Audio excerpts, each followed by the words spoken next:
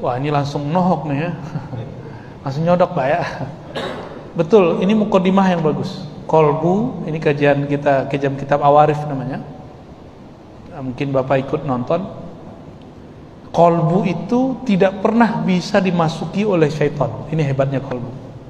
Tapi kolbu bisa dimasuki oleh dunia dan wanita dan tahta. Plus harta, udah gitu. Oh, itu bisa masuk Pak. Setan gak bisa masuk. Maka setan itu mesti meracuni si wanita di kolbu kita, meracuni harta ya di kolbu kita, dan dia meracuni tahta itu. Ini kemudian 3 ini yang sudah diracuni sama dia, yang akan merusak kolbu. Dia gak pernah bisa masuk. Karena kolbu itu adalah singgasana Allah, dan Allah tidak izinkan syaitan untuk masuk ke dalamnya. Dulu sebelum Nabi Adam dicipta, Iblis itu minta izin kepada Allah, ya Rabb, izin dong mau menguasai kolbu manusia. Marahlah Allah dalam hadis qudsi. Allah mengatakan, al-kibriya uridai, yang boleh sombong itu cuma aku, kamu tidak boleh sombong.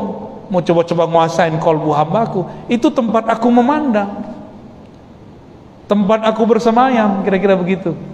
Bersemayam jangan diartikan Allah menempati ya. Allah itu kalau mandang ke kolbu. Apa ciri-cirinya? Kalimah sudah masuk ke dalam kolbu. Nah, kira-kira gini Pak, Bapak punya anak, Bapak pengen anaknya pinter. Sederhananya gini, kalau saya sebagai guru, saya senang sekali anak saya kalau hafal Quran atau baca-baca kitab.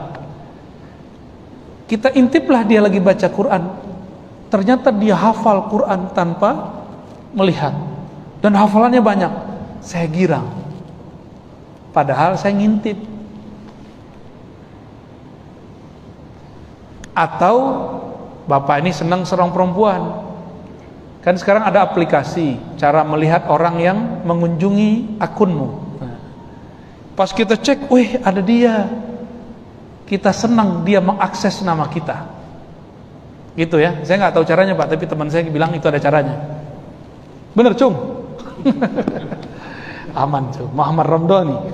Ntar lagi Ramadan. Ketika saya senang nama saya di search sama orang, akun saya dikunjungi orang, Allah itu punya akun di kolbu. Kalau akunnya ini dikunjungi, kita sebut nama Allah di kolbu, Allah senang. Jika Allah senang, kolbunya bergetar Pak. Kalau kolbunya udah bergetar, dia ikut bahagia, senang. Badan kita ini kenapa sakit-sakitan? Karena kurang gerak. Kolbu kalau kurang bergerak dengan kalimah Allah, dia juga sakit-sakitan. Maka gerakkan kolbu dengan nama Allah.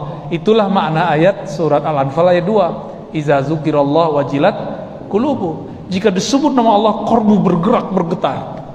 Ustadz nggak tahu zikir kolbu, keras hatinya.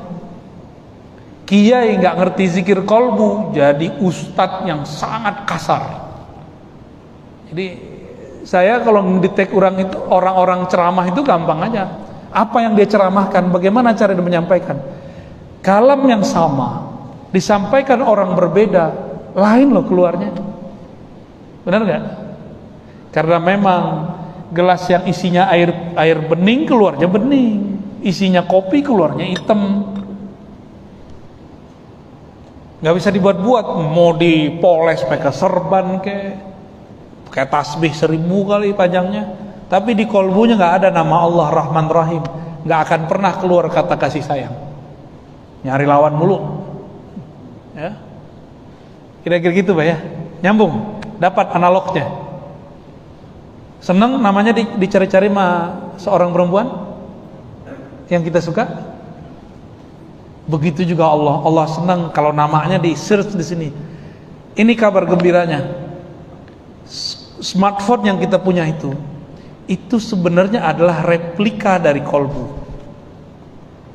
Sayangnya kita bisa main smartphone tapi nggak bisa memainkan kolbu. Kalau Bapak bisa main handphone, Bapak bisa nelpon orang kan? Kalau bisa main kolbu, kita bisa nelpon hati orang Pak. Telepati kalau orang dulu namanya. Dulu cuma terjadi ibu kalau dia sayang sama anaknya, dia tahu anaknya sakit, anaknya tabrakan, itu ngerti ibu. Karena ibu ini punya koneksi kepada kalbu anak. Kenapa ibu punya koneksi? Karena ada rasa sayang. Yang punya koneksi mesti ada sayang dan cinta. Maka sering-sering kirim Fatihah kepada guru, kepada kekasih.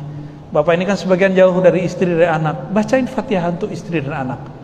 Karena tugas ya, untuk mengabdi ke negara.